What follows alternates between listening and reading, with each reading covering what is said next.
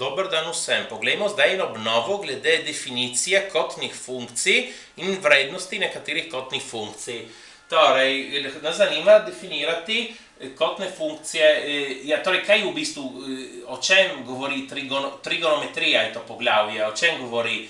Govori o tem, da mi primerjamo dolžino neke poševne daljice z dolžino ene navpične daljice in ene vodoravne. Torej, tukaj imamo pravokotni trikotnik. V pravokotnem trikotniku tukaj imamo ta kot alfa, za katerega nas zanimajo kotne funkcije. V pravokotnem trikotniku velja Pitagorov izrek, če C je hipotenuza, C na drugo plus B na drugo. Ti dve sta kateti. Torej, tukaj sem napisal s črkami definicije kotnih funkcij. Se splača se jih naučiti ne s črkami, ampak z imeni. Torej, sinus od kota alfa je nasprotna kateta vlomljeno hipotenuza. Kosinus od alfa je priležna kateta vlomljeno hipotenuza. Tangens alfa je nasprotna kateta vlomljeno priležna kateta. Potem je precej pomemben tudi kotangens alfa, ki je obratna vrednost od tangens alfa, torej ena vlomljena tangens alfa, bi imeli še kosekans in sekans, ki sta obratni vrednosti od sinusa in kosinusa, ampak sta manj rabljena, sta manj važna. Torej, imamo dve osnovni zvezi, ki je važno se jih naučiti. In zdaj vidimo, kateri sta. Tangens alfa je sinus alfa vlomljeno kosinus alfa. Torej, tukaj damo notri te izraze in hitro vidimo, da je res. Potem imamo sinus na drugo alfa plus kosinus na drugo alfa enako 1. Ta je druga osnovna zveza. In kaj pomeni sinus na drugo alfa? Pomeni to, sinus alfa vse na drugo. Prav, tukaj damo tudi izraze notri in upoštevamo, da A na drugo plus B na drugo je C na drugo. Rabimo Pitagorov izrek in tukaj dobimo prav 1. Sedaj, kote navadno merimo v stopinjah, ampak pri trigonometriji, ko imamo opravka s kotnimi funkcijami, večkrat rabimo kote v radianih. Zakaj se porabijo? Ker so adimenzionalna merska ker radiani so dimenzionalni. V kakšnem smislu? Vidimo, kaj je sploh radian. Torej, kot v radianih definiramo, če tukaj je kot alfa, kot ta log vlomljeno polmer. In torej, log se meri v metrih, polmer v metrih, meter vlomljeno meter izgine. Torej, alfa je brez merske enote, ker še enkrat napišemo rad, da poudarimo, da je kot v radianih. Torej, 360 stopinj odgovarja čemu? Log postane cela krožnica, obseg kroga 2r×p, vlomljeno r gre proč, imamo 2p, 360 stopinj je 2p, torej 180 stopinj je p. In se splača si to zapomniti, zato da naredimo vse pretvorbe, torej se spomniti osnovne zveze in to, da 180 stopinj odgovarja p, ker z tega naredimo vse, naprimer 30 stopinj, koliko krat stoji v 180? Stoji 6 krat in torej pi 6 radianov. Če nas zanima 150 stopinj, je 180 minus 30, 180 je pi minus pi šestin, izpostavimo pi, 1 minus 1 šestina je 5 šestin, 5 šestin pi. Potem obstajajo nekatere vrednosti kotnih funkcij za nekatere pomembne kote, 30, 45, 60 stopinj, ki se jih velja si zapomniti. In vsekakor sem tukaj napisal tudi v radianih pi šestin, pi četrtin, pi tretjin. Torej, vrednosti od sinusa za te kote so 1 polovica, koren od 2 polovic, koren od 3 polovic. Je precej lahko se spomniti, če pomislimo na koren od 1 polovic, koren od 2 polovic, koren od 3 polovic, ker koren od 1 je 1. Za kosinus imamo zmeti te vrednosti, ampak je obrnjen vrstni red. Za tangens ni treba se spomniti vrednosti, rabimo to, da je sinus vlomljeno kosinus.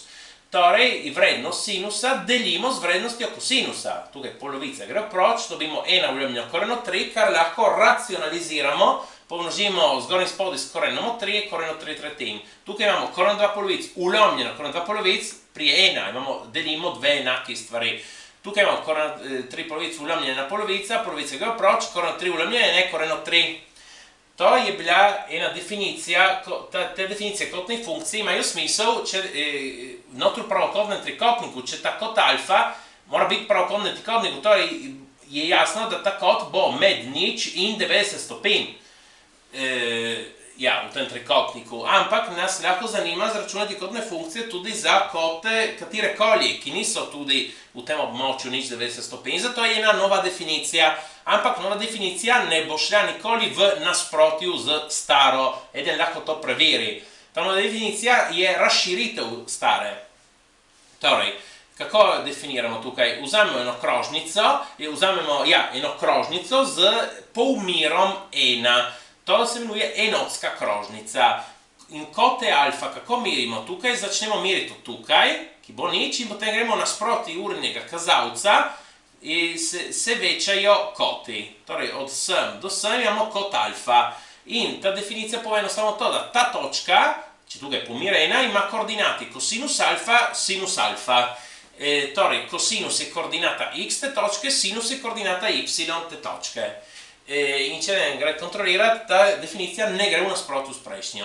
Potem imamo tukaj za tangens, zmeri enotska krožnica, vzamemo to navpično premico, ki gre tukaj skozi vrednost 1, in tukaj naš kot, in ta točka bo imela koordinate 1 tangens alfa. 1 je jasno, ker tukaj koordinata x je 1, tangens alfa je torej koordinata y te točke. In veljajo še zmeraj vse osnovne zveze, kot prej, da bi lahko preveril. V tem primeru tukaj ta sinus na drugo alfa plus kosinus na drugo alfa enako 1 je v bistvu enačba te krožnice. Če se spomnite, enačba krožnice s središčem v izhodišču je x na drugo plus y na drugo je r na drugo. Tukaj r je 1, torej koordinata x na drugo plus koordinata y na drugo je enako 1. Sinus na drugo plus kosinus na drugo je enako 1. Potem s temi definicijami tukaj lahko zračunamo zlahka kotne funkcije za kote nič, 90, 180, 270 stopinj, potem 360 se upada z nič. Ker ta točka ima koordinati 1 nič, ta nič 1, ta minus 1 nič in ta nič minus 1. In koordinate so tukaj, naprimer, kosinus nič, sinus nič, kosinus 90, sinus 90 in tako naprej. Torej, to lahko damo v tabelo te vrednosti, sem jih napisal tudi v radianih. In potem za tangens, ni treba gledati tega, naredimo sinus ulamljeno kosinus. Nič ulamljeno 1 je nič, nič ulamljeno minus 1 je nič. Tukaj 1 deljeno nič, minus 1 deljeno nič, rečemo, ne moramo deliti z nič. V bistvu gre v neskončnost. Lahko rečemo, ta tangens ni definiran, ampak v bistvu gre v neskončnost. Naprimer, za 90 stopinj, kako vidimo? Pomislimo, ta točka tukaj, če kot gre proti 90 stopinj, ta točka se dvigne in ko gremo prav na 90 stopinj, ta točka zbeži v neskončnost. Prav, potem lahko tukaj izračunamo s to definicijo zlahka nekatere vrednosti nekaterih kotov, ki so v drugem, tretjem, četrtem kvadrantu. Naprimer 135 stopinj je 90 plus 45. In torej ta točka bo imela koordinati kosinus 135 stopinj, sinus 135 stopinj. Ta točko imamo zvezo s to točko tukaj. Ta točka odgovarja kotu 45 stopinj. 45 stopinj ima koordinati kosinus 45, sinus 45. In poznamo, ta točka glede na to točko ima nasprotno koordinato x in isto koordinato y. In torej ta koordinata x je minus koordinata 2 polovic. Torej lahko sklepamo vrednosti za sinus in kosinus. Potem za tangens enostavno delimo vrednost sinusa z vrednostjo kosinusa. Tukaj za kot 240 stopinj, tukaj torej ta točka imela koordinati kosinus 240, sinus 240. To točko povežemo z to. Tukaj, če malo pogledamo, je jasno, da bo kot 60 stopinj, torej lahko poznamo koordinate, kosinus 60, sinus 60. In vidimo, tukaj koordinati sta obe nasprotni, bodi si koordinata x kot y sta obe nasprotni od te. In torej lahko dobimo tukaj sinus kosinus do 240. Tukaj za 330 stopinj smo tukaj in to točko lahko povežemo s to. Ta kot bo 30 stopinj. Tukaj lahko poznamo koordinati te točke za 30 stopinj in ta točka ima isto koordinato x in nasprotno koordinato y. In torej tudi tukaj lahko poznamo vrednosti. Tako, prosim, všečkajte in upišite se. Hvala.